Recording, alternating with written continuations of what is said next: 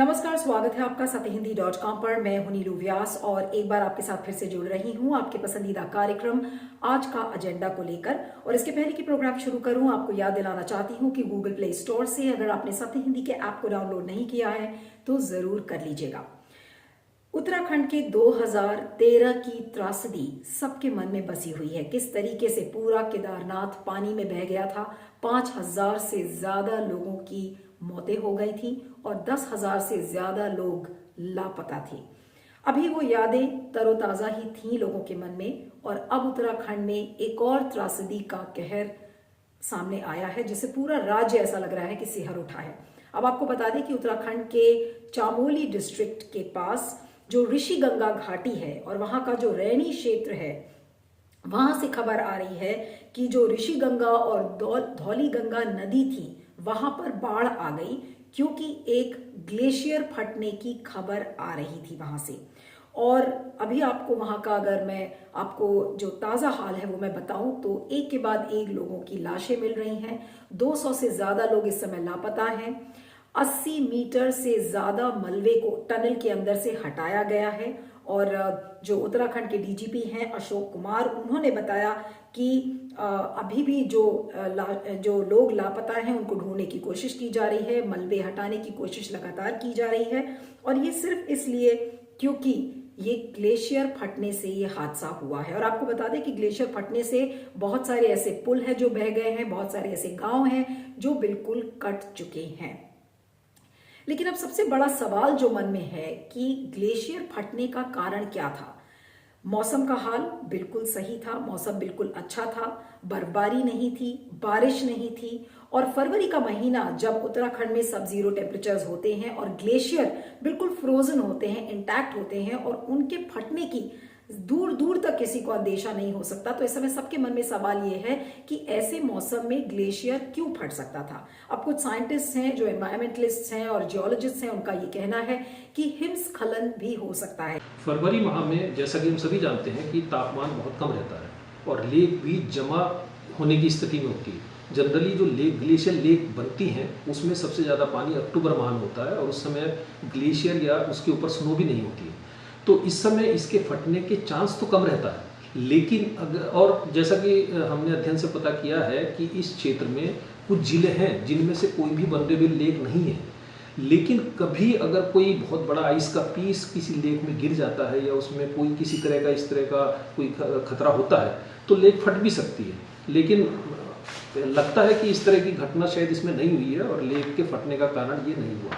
यानी कि एवलांच एक कारण हो सकता है जो ये ग्लेशियर लेक आउटबर्स्ट फ्लड आया है, यानी कि जो ग्लेशियर फ्लड्स आई हैं उसका एवलांच भी कारण हो सकता है, यानी कि हिमस्खलन एक कारण हो सकता है। तो यानी कि ग्लेशियर फटने से एक और त्रासदी जो चामोली में आई है, लोग ये कह रहे हैं कि बिल्कुल जैसे 2013 में उत्तराखंड की त्रासदी हमने देखी थी, वही मंजर हमने चामोली की त्रासदी में भी देखा है। वहां के अगर स्थानीय लोगों की आप सुने तो उनका कहना है कि जो वहां पे मजदूर काम कर रहे थे, जो लोग डाउनस्ट्रीम में गांव में या जंगलों में घूम रहे थे, तो उन्होंने बिल्कुल वही नज़ारा देखा जो कि उन्होंने 2013 में सुना था कि वो काम कर रहे थे और अचानक से नदी में इतना ज़्यादा पानी आ गया और उन्होंने रियलाइज ही नहीं किया कि कब वो नदी के पानी के साथ बह गए। अब आपको बता दें कि ये पिछले एक दशक में ये दूसरी त्रासदी है हिमालयन स्टेट में, यानी कि उत्तराखंड की ये दूसरी त्रासदी है। अब आपको बता दें जो एक और फोकस पूरी इस त्रासदी का है और जो 2013 में भी हुआ था, चामोली की इस त्रासदी में 4 बड़े हाइडल पावर प्रोजेक्ट्स बिल्कुल ध्वस्त हो गए। कौन कौन से हैं आप ये देखिए, आपकी स्क्रीन पर आपको एक एक करके दिखाती हूँ।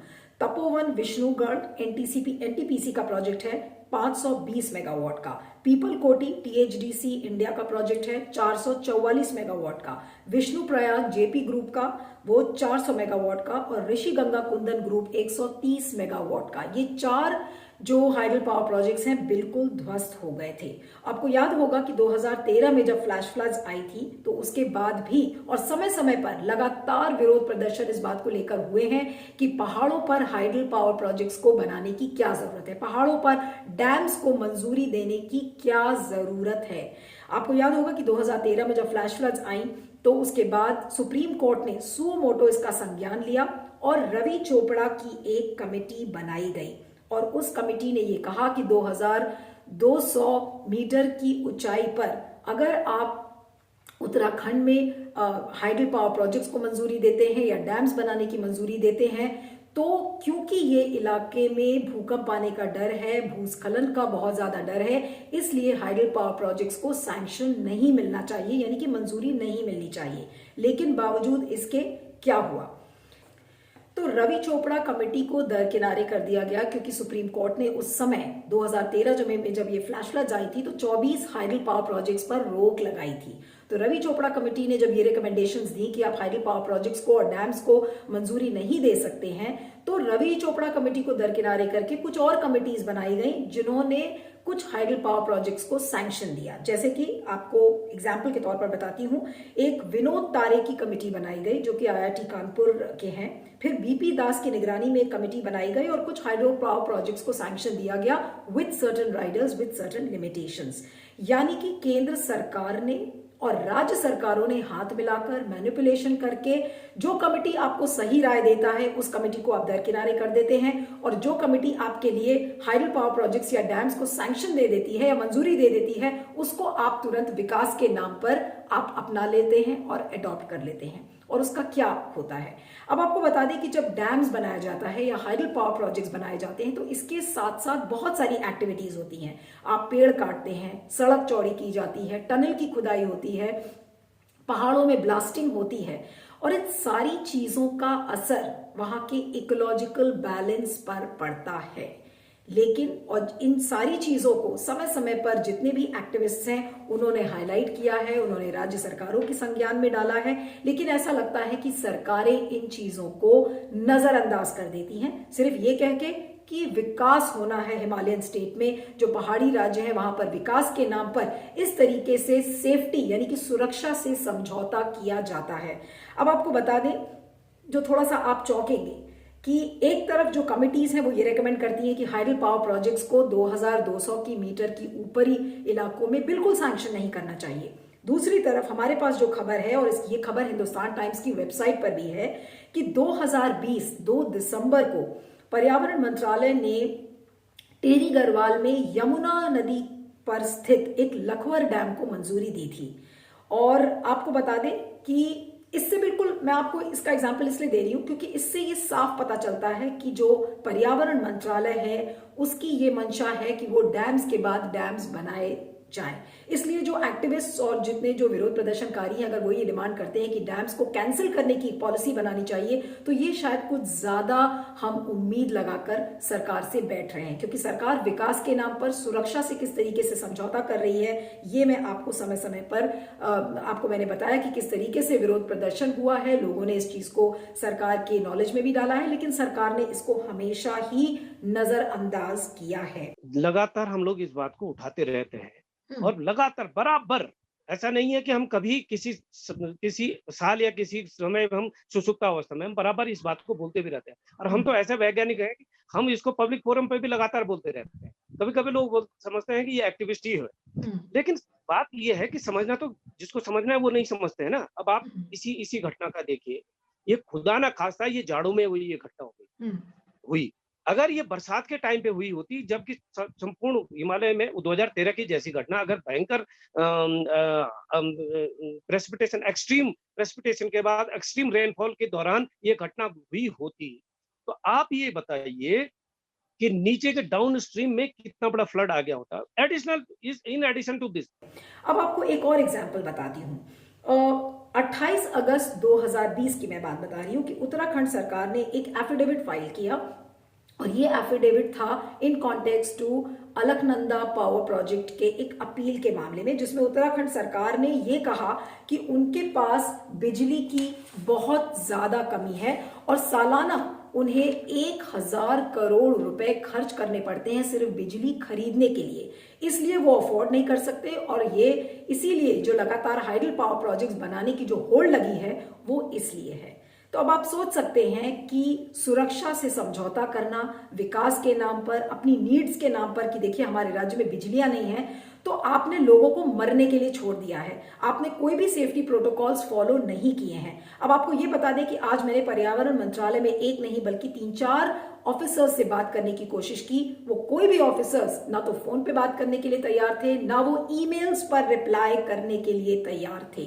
लेकिन हाँ, जो मुझे ऑफ द रिकॉर्ड ये बात पता चली है कि ना ही उत्तराखंड सरकार और ना ही केंद्र सरकार के पास कोई हाइड्रो इलेक्ट्रिक पावर प्रोजेक्ट्स और डैम्स को बनाने को लेकर कोई भी नीति इस समय नहीं है। तो आप सोच सकते हैं कि बिना नीति के एक अनचेक्ड इम्बैलेंस्ड अप्रोच जो एक सरकार ले रही है कि भी किसी भी तरीके से पहाड़ी इलाकों में आप हाइडल पावर प्रोजेक्ट्स बनाओ, सैंक्शन दो, मंजूरी करो, भले ही लोग मर जाए। तो इस पर आप क्या कहेंगे कि सरकार इतनी इस तरीके से क्यों कॉम्प्रोमाइज कर रही है? हमने 2013 में देखा कि उत्तराखंड में किस तरीके से पूरा केदारनाथ तबाह हो गया। आज तक लोग जूझ रहे हैं, वहां पर विकास नहीं हो पा रहा है, लोगों की जानें चली गई हैं, बहुत सारे लोगों को अभी मुआवजा नहीं मिला है, लोग अभी भी जूझ रहे हैं। और अब ये दूसरी त्रासदी आ गई है जिसमें ये बताया जा रहा है कि 200 से ज्यादा लोग लापता हैं और जिस तरीके से लगातार शव मिलते जा रहे हैं तो ऐसा लग रहा है कि उम्मीद अभी ये होगी कि शायद और लोग भी मर सकते हैं। लेकिन जो डीजीपी हैं अशोक कुमार, उनका कहना है कि लगभग 20 लाशें अभी तक बरामद हुई हैं, लेकिन क्योंकि रेस्क्यू ऑपरेशंस अभी भी चल रहे हैं तो ये जो राहत कार्य है ये अभी लगातार चल रहा है। लेकिन सतीश साहब, ये जो चामोली में जिस तरीके की घटना देखने को मिली है उसके लिए आप किसे जिम्मेदार ठहराते हैं आज? 100% इसमें तो नीति निर्धारकों को, जिन्होंने वो प्रोजेक्ट सैंक्शन करे हैं, जो प्रोजेक्ट बनाए हैं तमाम विरोध के बावजूद। जो जनता, जो कि सामान्य जिनको बोलते हैं कि जो विशेषज्ञ नहीं है, टेरेन के नॉलेज है, सबको A to Z किसी को भी आप पूछती, ये रॉकेट साइंस नहीं है। लोग कहते हैं कि ये बहुत ही खतरनाक प्रोजेक्ट बनाए गए और तपोवन पे भी लगातार लोग लड़ाइयां लड़ रहे थे तो इस प्रोजेक्ट। और एक बात और बताऊं मैं, ये बफर जोन में बना हुआ था Rishiganga hydro power project. Buffer zone hydro power biosphere reserve का, नंदा देवी बायोस्फीयर रिजर्व का बफर जोन वो जोन है जिसमें लोकल को एक पत्थर, छोटा सा पत्थर निकालने के लिए लीगली परमिशन नहीं है। लेकिन मैं आपके सामने कुछ बड़े सवाल रखना चाहती हूँ। आपको मैंने ये बताया कि जो रवि चोपड़ा की कमेटी थी उसने रिकमेंडेशंस दिए, सरकार को ये बोला कि आपको हाइडल पावर प्रोजेक्ट्स पर और डैम्स पर बिल्कुल रोक लगानी पड़ेगी। लेकिन सरकार ने ऐसा नहीं किया, बल्कि राज्य सरकारें और केंद्र सरकार दोनों मिलकर हाथ मिलाती हैं, मैनिपुलेशन करती हैं और मैनिपुलेशन करके इसी तरीके से इन प्रोजेक्ट्स को मंजूरी दी जाती है। अब वो बात दूसरी है कि बहुत सारे एक्टिविस्ट ने ऑफ द रिकॉर्ड ये भी कहा कि इसमें पैसे का लेन देन होता है, लेकिन इसकी पुष्टि मैं यहाँ पर नहीं करूंगी। यहाँ पर इस समय जो डिस्कशन का जो पॉइंट है वो ये है कि बिना किसी नीति के, बिना किसी प्रोटोकॉल के, बिना किसी नियम के आप इस तरीके से हाइडल पावर प्रोजेक्ट्स को मंजूरी कैसे दे सकते हैं, ये जानते हुए कि ये पहाड़ी इलाके ऐसे हैं जहां पर हिमस्खलन होता है, भूस्खलन होता है, भूकंप का डर है और वहां पर अगर आप हाइड्रो पावर प्रोजेक्ट्स बनाओगे तो उससे क्या होगा? त्रासदी के बाद त्रासदी होगी। लेकिन ऐसा लगता है कि सरकारों को इससे कोई मतलब नहीं है। अब इसके बाद मैं आपके सामने कुछ बड़े सवाल खड़े कर रही हूं। पहला, सरकार के लिए क्या विकास लोगों की जान से ज्यादा कीमती है? राज्य सरकारें और केंद्र सरकार, यानी कि केंद्र पर्यावरण मंत्रालय नियमों और नीतियों को अनदेखी क्यों करता रहता है? उसकी क्या वजह है? इस पर सोचिएगा और फीडबैक भी दीजिएगा। तमाम विरोध प्रदर्शन के बावजूद ऐसी आवाजों को अमूमन क्यों दबा दिया जाता है? समय समय पर हमने देखा है कि ऐसा हुआ है। अब आपको एक चीज और ध्यान दिलाना चाहती हूं कि जब तमिलनाडु में सुनामी आया था तो हमने सुनामी वार्निंग सिस्टम्स इन्वेंट किए, इनोवेट किया और उससे काफी फायदा भी हुआ।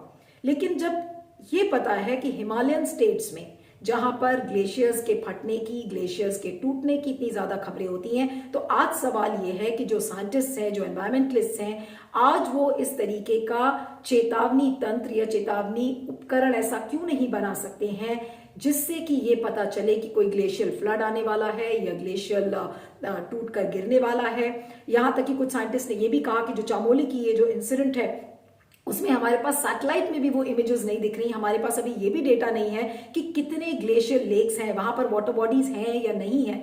तो वो हमारे आज पूरा जो हमारा साइंटिफिक सिस्टम है, जो साइंटिफिक फ्रेमवर्क है, उस पर भी सवाल खड़े हो रहे हैं कि आज हमारे पास ऐसे वार्निंग सिस्टम्स क्यों नहीं है।